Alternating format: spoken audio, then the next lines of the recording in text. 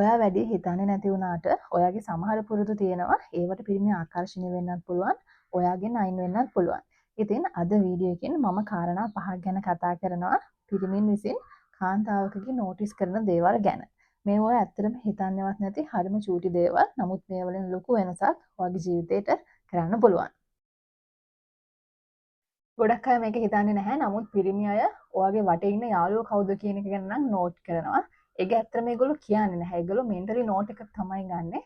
නමුත් ඔයාගේ සර්කල් එකේ මොන වගේ යාළුවන්ගේද ඔයා ආශ්‍රය කරන්නේ කියලා ඒගොල්ලෝ අනිවාර්යයෙන්ම බලනවා. මොකද ඔයාගේ යාළුවෝ දිහා බැලුවහම ඔයා ගැනත් ගොඩක් දේවල් කියන්න පුළුවන්. ඉතින් ඔයාලා කියමනක් අහලා තියෙන්නේ ඔයා ළඟින්ම ආශ්‍රය කරන යාළුවෝ පස් දෙනාමද තමයි ඔයාගේ අනාගතය තීරණය වෙන්නේ කියලා. මේකට අපි එච්චර ආස නැහැ තමයි. නමුත් අපි ළඟින්ම ආශ්‍රය කරන යාළුවෝ දිහා බැලුවාම පිටතින් ඉන්න මිනිස්සුන්ට උනත් අපි ගැන දේවල් කියන්න පුළුවන්.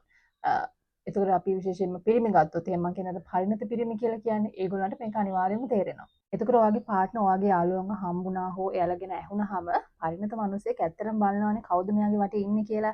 මෙයාගේ යාළුවෝ හැම වෙලෙම ඩ්‍රාමා දාගන්න අයද, රණ්ඩු වෙන අයද, කේලම් කියාගෙන ඉන්න අයද, එහෙම නැත්නම් ෂෝ ඔෆ් කරන අයද. ඔයා ඒ වගේ නොවුනත් ඒ වගේ අයව ආශ්‍රය කරද්දී ඔයාගෙත් ඒ වගේ ප්‍රතිරූපයක්, ඔයාගෙත් ඒ වගේ ඉමේජ් එකක් හැදෙනවානේ. එයා ඔයාට මූණට කිව්වේ නැති වුණාට මෙයාගේ යාළුවෝ මෙහෙමනම් ඒ ගතිගුණ ඒ එනර්ජි එකෙන් කොච්චරක් ඔයාට ඇවිල්ලා ඇද්ද කියලා එයා අනිවාර්යයෙන්ම හිතනවා. ඒක සාධාරණද නැහැ. ඔයාගේ යාළුවෝ එක විදිහකට ඇඩ් කරා කියලා ඔයත් එහෙමයි කියලා කියන්න බෑනේ. ගොඩක් වෙලට ඔයා වුණත් කියලා ඇති. මං එයාලා ආශ්‍රය කරාට මං එහෙම නෑනේ. ඔයාගේ දෙමව්පියන්ට ඔයාගේ සහෝදරයට ඔයා ඔහොම කියලා ඇති. ඇත්තටම අපේ ජීවිතේ ඉන්නවා මිනිස්සු අපි ගොඩක් කෙයා කරනවා ඒගොල්ලෝ ගැන. නමුත් එයාලගේ සමහර ජීවිතය යාලා ගන්න තීරණ තියෙන්නේ. ඒවා එක අපි ඇත්තටම එකඟ වෙන්නේ නැහැ. නමුත් පිටින් නම් බලන අය ඉන්නවානේ. එතකොට ඔයාව ගොඩක් වෙලට අරගොල්ලන්ගෙන් වෙන් කරලා බලන්නේ නැහැ. ඉතින් මානසික ස්වභාවය ඒක තමයි. ඇත්තටම ඔයාගේ යාළුවෝ කවුද කියන එකමත් නෙමෙයි. ඔයාගේ යාළුවෝ ඔයාට කොහොමද සලකන්නේ? ඔයාව අඩියක් උඩට උස්සලා තියෙන යාළුවෝද ඔයාට ඉන්නේ? එහෙම නැත්නම් ඔයාව තවත් පල්ලෙහාට ඇදලා දාන යාළුවෝද ඔයා ළඟ ඉන්නේ? ඔයාව අනවශ්‍ය ප්‍රශ්න වලට ඇදලා දාන යාළුවෝ ඉන්නවා අද කාලේ ගොඩක්. ඒ වගේ අයවද ඔයා ආශ්‍රය කරන්නේ? එහෙම නැත්නම් ඔයාව අනිත් අය ඉස්සරහා විහිළුවට ගන්න යාළුවෝ ඉන්නවද? ඔයා ගැන සීරියස් පිරිමික් ඇත්තට මේ දේවල් නෝට් කරනවා. මේ පොඩි ඩීටේල්ස් ඇත්තටම නෝට් කරන්නම වෙනවා. ඔයා අර සීමා මායිම් දාගන්න දන්න කෙනෙක්ද එහෙම නැත්නම් නෙගටිව් අයට ඔයාගේ ජීවිතේ ඉන්න ඉඩ දෙන කෙනෙක්ද කියලා සාමාන්‍යයෙන් පිරිමි කෙනෙක් තමුන්ගේ ජීවිතේට කාන්තාවක් ලං කරගද්දී මේ වගේ දේවල් ඇත්තටම නෝට් කරනවා. ඔයාගේ වටේ ඉන්න අය කියන්නේ ඔයාගේ පර්සනල් බ්‍රෑන්ඩ් එකේ පාර්ට් එකක්. ඔයා වැඩිපුරම කාලය ගත කරන අය දිහා බලලා මිනිස්සුන්ට ඔයා ගැන ගොඩක් දේවල් කියන්න පුළුවන්. ඉතින් ඔයාව එලිගන්ට් හොඳ පරිණත ආත්ම විශ්වාසයක් තියෙන කාන්තාවක් විදිහට දකින්න කැමති නම් ඔයත් ඒ වගේ වටිනාකමක් තියෙන අය තමයි ආශ්‍රය කරන්න ඕනේ. ඔයා ලස්සනම අවුට්ෆිට් එක අඳින්න පුළුවන්, ලස්සනට කොණ්ඩේ හදලා ලස්සනට මේකප් කරලා ඉන්න පුළුවන්. නමුත් ඔයාලගෙන් එන සුවඳ එච්චරම හරි නැත්තම් ගොඩක් කාන්තාවෝ මේක එච්චර හිතන්නේ නැහැ. නමුත් පිරිමි ඇත්තටම තමුන්ගේ කාන්තාව ළඟින් හොඳ සුවඳක් එනවට කැමතියි. කාන්තාවක් ළඟින් අමතක නොවන සුවඳක් එනවා කියන්නේ ඒක වෙනම දෙයක්. හැම වෙලෙම ඔයාගේ පර්ෆියුම් එකම නෙමෙයි, ඔයාගේ ස්කින් එක ෆ්‍රෙෂ්ව තියෙන එක, ඔයාගේ ෂැම්පූ එකේ සොෆ්ට්නස් එක, එහෙම නැත්නම් ඔයාගේ බොඩි ලෝෂන් එකේ ඔයා කෙනෙක් ළඟින් පාස් වෙද්දී ඔයා ගියාට පස්සේ මෙන්න මේ දේවල් තමයි ඔයාගේ පාර්ට්නර් ළඟ රැඳෙන්නේ. ලංකාව වගේ රස්න රටක ෆ්‍රෙෂ්ව හැම වෙලෙම ඉන්නවා කියන එක ලේසි නැහැනේ. හැබැයි එහෙම ඉන්න ලේඩිස්ලා ඉන්නවානේ. අන්න ඒක තමයි යාලා අනිත් අය අතරින් ස්ටෑන්ඩ් අවුට් වෙලා පෙන්නන්නේ, කැපිලා පේන්නේ. කාටවත් පේන්න නෙමෙයි. ඔයා ෆ්‍රෙෂ්ව පුට්ටුගෙ විදිහට ඉද්දි ඔයාව සමාජයට අරන් යන්නෙත් වෙනස් විදිහට හොඳ ආත්ම විශ්වාසයක් ඇතුව. ඔයා කාගේ හරි ළඟින් ඉද්දි එයාව හක් කරගද්දි එයාලා ළඟ ඉන්න පහසුවක් දැනෙලා තියෙනවද? එයාලා ළඟ එන සුවඳින්ද අන්න ඒ ෆීලින් එක ගැන තමයි මම කතා කරන්නේ. ඒක හරිම පවර්ෆුල්. ඔයාගේ වටේ ඉන්න මිනිස්සු සේෆ් ගච්ඡක් දැනෙනවා. ඔයා කෙරෙහි ඒගොල්ලෝ ඇදිලා එනවා. ඔයාට ලොකු ගණන් වල පර්ෆියුම්ස් ඕන වෙන්නේ නැහැ මේක කරගන්න. ඔයාට හොඳ බොඩි වොෂ් එකක් පාවිච්චි කරන්න පුළුවන්, සොෆ්ට් බොඩි ක්‍රීම් එකක් පාවිච්චි කරන්න පුළුවන්, බොඩි මිස්ට් එකක් පාවිච්චි කරන්න පුළුවන්.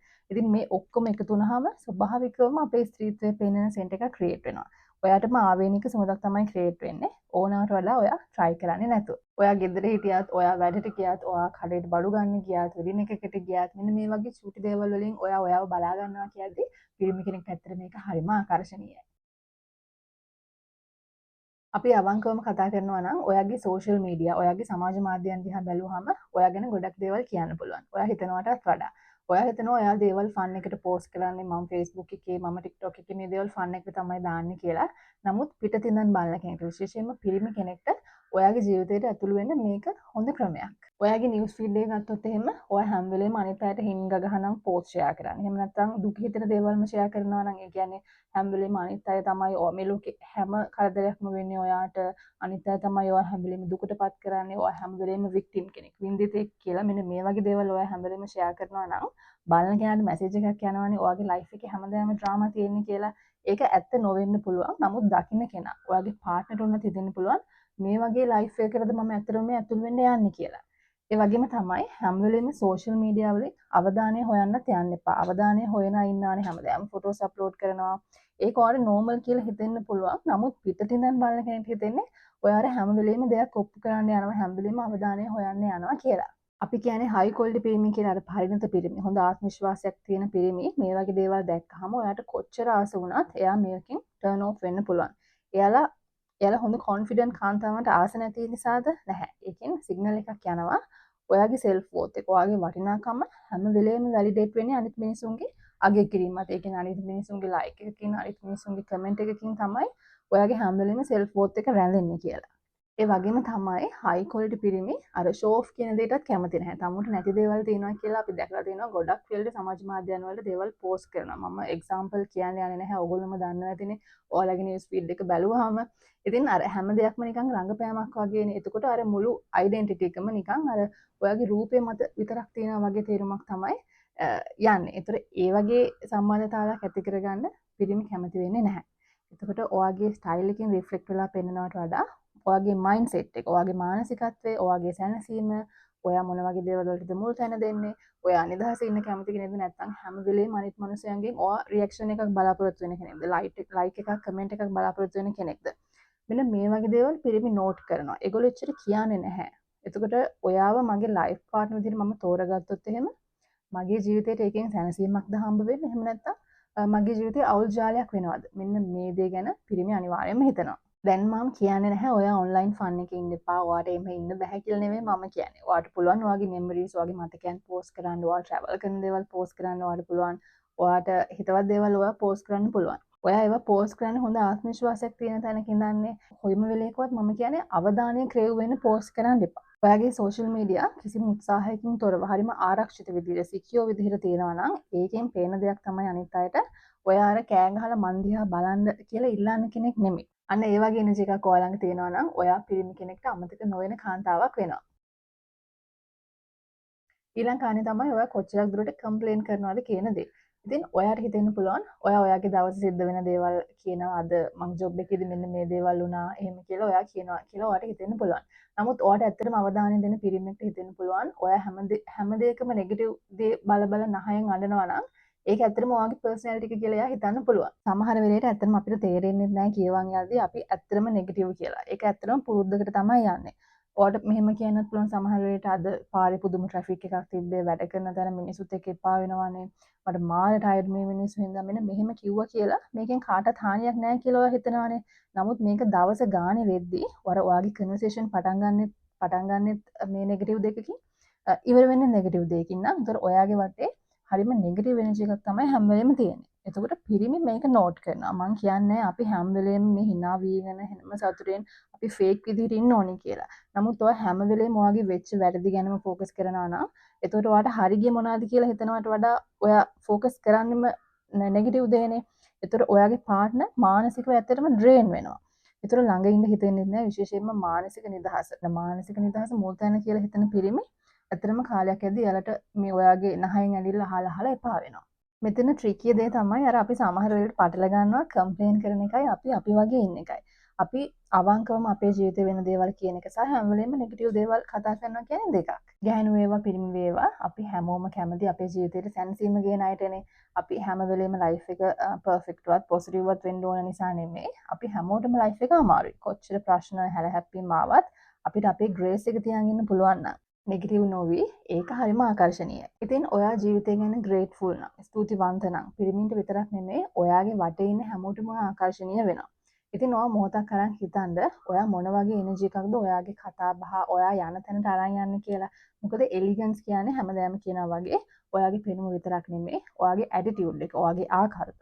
ඔයා කොච්චර ජීවිතේ ප්‍රශ්න තිබ්බත් ඒ හැම දෙයක්ම තුලින් නැගිටින්න පුළුවන් කෙනෙක් නම් අන්න ඒ වගේ කාන්තාව මං හිතනවා හරිම වෙනස් සහ හරිම ආකර්ශනීයයි කියලා.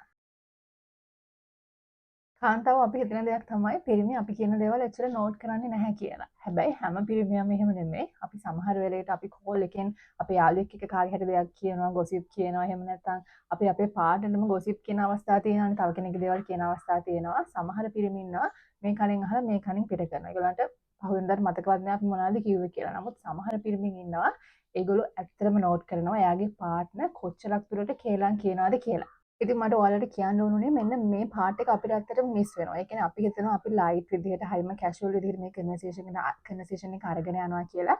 නමුත් අර ඉමෝෂනලි පරිණත මිනිස්සු කියලා අපි කියන විශේෂයෙන්ම ඒ වගේ පිරිමි මෙන්න මේ වගේ දේවල් නෝට් කරනවා. එයාලා ඒක අපිට කියන්නෙත් නැහැ. එයාලා නිකන් අහගෙන ඉන්න එක විතරයි කරන්නේ. නමුත් එයාලගේ ඔළුවෙන් එයාලා ඇත්තටම අපිව රෙඩ් ෆ්ලැග් එකක් විදිහට තමයි දකින්නේ. ඒගොල්ලෝ ඇත්තටම අපේ කැරක්ටර් එක නෝට් කරනවා. අපේ වටේ තියෙන රිලේෂන්ෂිප් වලට අපි කොහොමද සලකන්නේ? අපි සම්බන්ධතාවයන් කොහොමද අරගෙන යන්නේ? අපි ඒගොල්ලන්ගේ ලයිෆ් එකට සතුට සැනසුමක්ද ගේන්නේ සාමයක්ද ගේන්නේ එහෙම නැත්නම් අවුල් ජාලයක් අරගෙන එන්න යනවද කේෝස් එකක් අරගෙන එනවද කියලා ඒගොල්ලෝ ඇත්තටම නෝට් කරනවා. ඉතින් අවංකවම කියනවා නම් අපි හැමෝම ගොසිප් කතා කරනවා. එහෙම කරන්නේ අපේ ගොඩක්ම ළඟම අයත් එක්කනේ. නමුත් සමහර ගොසිප් තියෙනවා ඒවා හරිම මීන් හරිම නපුරු තව කෙනෙක්ව පල්ලෙහාට දාන්න පුළුවන්. අර අපි කම්මැලි කමට කරන ගොසිප් තියෙන මෙන්න මේ දේවල්. ඉතින් ඔයාට ක්ලාස් එක එහෙම නැත්නම් පරිණත බව විශ්වාසනීයත්වය මෙන්න මේ වගේ දේවල් රේඩියේට් කරන්න ඕන නම් ඇත්තටම තව මිනිස්සෙක් ගැන අඩුවෙන් කතා කරන්න. මොකද අපි කාන්තාවන් විදිහට අපි තව මිනිස්සෙක් පල්ලෙහාට දාන්න නැතුව කතා කරනවා නම් එතනදිම අපි මැග්නටික් වෙනවා. අපි එලිගන්ට් වෙනවා. ඉතින් පිරිමියෙක්ට අමතක නොවන කාන්තාවක් කරන්න පුළුවන්.